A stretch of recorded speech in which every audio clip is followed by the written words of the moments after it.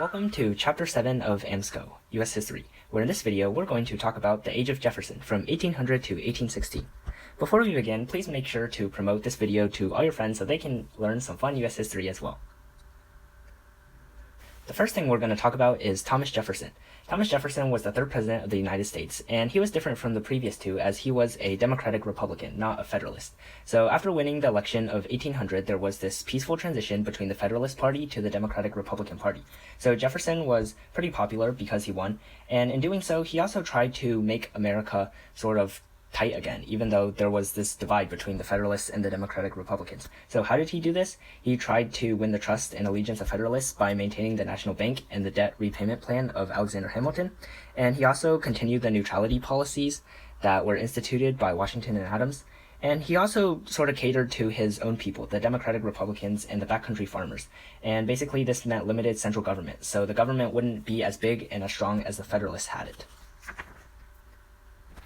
One of the greatest accomplishments of the Jefferson presidency was the Louisiana Purchase, and this was basically the purchase of the Louisiana Territory, which lay between the Mississippi and Missouri rivers in what is the modern-day Midwest of the United States.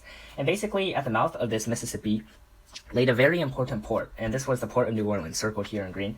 And New Orleans was controlled by Spain, while the rest of the Louisiana Territory was controlled by France. And so what happened was Jefferson really wanted this river and these trading ports so he could help the backcountry farmers of America who wanted to trade on this access way. And so eventually what happened was Spain revoked the right of deposit granted in the Pinckney Treaty we talked about last time in 1795. And what happened was these farmers could no longer trade on this river. So Jefferson did not want this to happen because it could have consequences economically but also on foreign policy, because the U.S. risked entanglement in European affairs if he wasn't able to control this port himself. So he sent ministers to France to offer $10 million for all this land, and because France was fighting a war with Britain and had other troubles at home, they decided to sell for $15 million. And so the American ministers agreed, and right then and there was the purchase of the Louisiana Territory. So the crazy thing is that this Louisiana Purchase more than doubled the size of the United States, removed a European presence from the nation's borders, and extended the western frontier to lands beyond the Mississippi. So basically no time in history had people just bought land. It was always fought or struggled over. Napoleon we talked about just a minute ago, but basically Napoleon was the leader after the French Revolution in the 1800s, so he was really this short little dude, but he had a lot of power, and he really had this vision of making France really great. So he invaded everywhere in Europe. He tried to invade Britain and Russia. He just really had all these crazy ideas. But eventually there were problems that he faced. For example, there was a Haitian revolt in Haiti, the Caribbean island, and so he lost that colony. And he also had problems of money because fighting Britain was really expensive. So that was also one reason why he decided to sell the Louisiana Territory to the United States. So even before Louisiana was purchased, Jefferson had persuaded Congress to fund a scientific exploration of the West. So basically all the lands west of where the United States had settled, which was up to the limits of the Mississippi River. And it was led by Captain Meriwether Lewis and Lieutenant William and Clark, also known as Lewis and Clark. And basically, these two, they started out in St. Louis in 1804. They crossed the Rockies, reached the Oregon coast on the Pacific Ocean, and then turned back and completed the journey only 2 years later in 1806. And basically, it really increased support for Americans' ambitions to go out west. And as a result of this, they had greater geographic and scientific knowledge of the region out west. There were stronger claims of the Oregon Territory, which was this big land, Oregon country out west. And they also had better relations with the American Indians in the west that would last, and more accurate maps and land routes for fur trappers and future settlers. And the Louisiana Purchase really increased the importance of this expedition because the U.S. had gained all this new land. John Marshall. So we talked about earlier that the Democratic Republicans had swept Congress and the executive branch in 1800. So the only power remaining to the Federalists was their control of the federal courts, of course, which were nominated by the previous presidents. So one of these was John Marshall. John Marshall was actually one of the cousins of Thomas Jefferson from Virginia. And basically he was appointed the Chief Justice of the Supreme Court during the final months of John Adams' presidency, so sort of at the tail end of that. And he held this post for 34 years, which is pretty much a long time. And he had a strong influence on the Supreme Court, and even today. And his decisions really strengthened the central government, and it often cut at states' rights. But even through this, he made many landmark decision cases that are still in history today. One of these such cases was Marbury versus Madison in 1803. So basically, this was the first conflict with President Jefferson, and basically, Jefferson wanted to block the Federalist judges that were appointed at the tail end of the Adams presidency. And so he told his Secretary of State, James Madison, also known as the writer of the Constitution, to not deliver commissions to these federal judges. Well, one of the Adams' midnight appointments, because they were appointed at the last minute, William Marbury, seen right here on the left, sued for his commission because I guess he really wanted to be on the court, and it went to the Supreme Court. And what happened was Marshall declared that Marbury had a right to his commission, but he also said the Judiciary Act, which was an act passed in 1789, gave the court too much power than the Constitution allowed, and so the law was unconstitutional, and Marbury could not receive his commission. And basically what happened was Marshall did not allow a Federalist win with the gaining of Marbury, but in response, Marshall established the doctrine of judicial review, which basically said that the Supreme Court could now overrule actions of the other two branches of the federal government. So it gave the Supreme Court more power, and that was good for him. Aaron Burr. So Aaron Burr was this Democratic Republican. Actually, he was Thomas Jefferson's first vice president in his first term. But basically, the Democratic Republicans in 1804, when Jefferson was up for re-election, decided not to go with him because he was kind of crazy. So then Burr decided to go against them.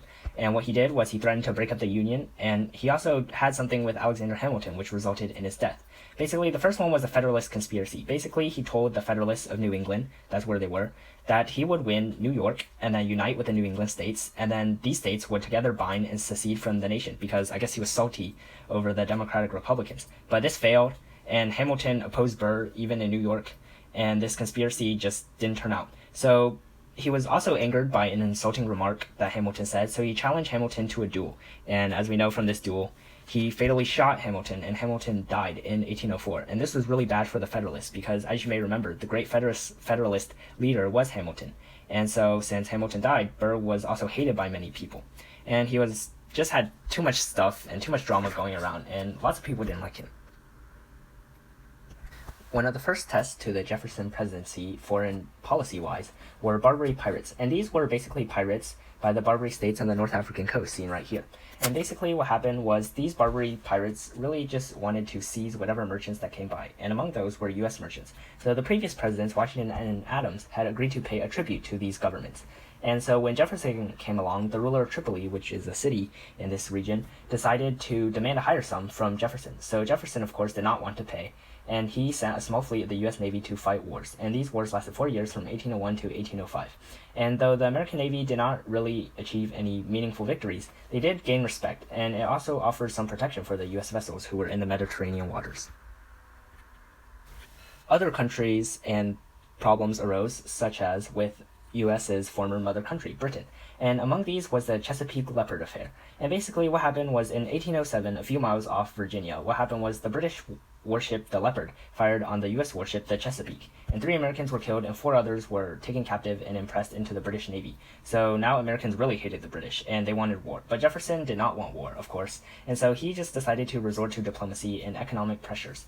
And among these, which we will see later in the next thing, which is the Embargo Act of 1807. And basically, so Jefferson didn't want this war, so he instituted the largest embargo in the history of the United States, the Embargo Act of 1807. And this basically prohibited American merchant ships from sailing to any foreign port. And because of this, Jefferson thought that, well, Britain now doesn't have its largest trading partner, the United States, and so they might stop violating the rights of neutral nations rather than lose U.S. trade. But this embargo, however, did not work, and it brought a lot of economic hardship. In fact, the British just went to South America to get previous U.S. goods because, Britain has their resources. And so eventually Jefferson realized this failed, and he called for a repeal of this act at the end of his presidency. And basically this thing said U.S. ships could trade legally with all nations except Britain and France, so more troubles for Jefferson.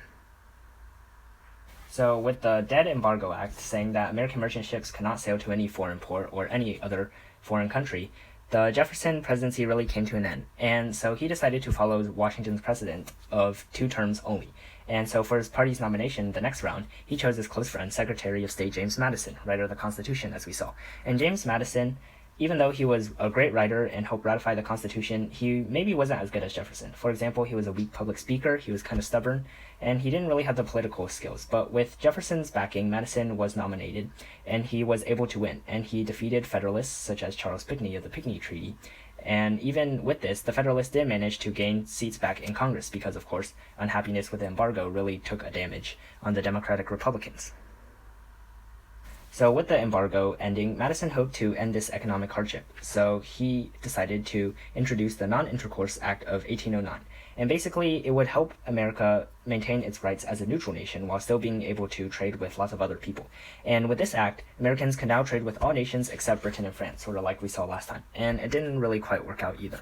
And so then we have Macon's Bill number 2 of 1810. And basically, these economic hardships continued into 1810. And a man named Nathaniel Bacon, and he was a member of Congress, introduced a bill that restored the U.S.'s trade with Britain and France. So it was basically the part missing from James Madison. And this said that if Britain or France formally agreed to respect neutral rights of the U.S. at sea, that the United States would prohibit trade with that nation's foe. So it was either against Britain or against France.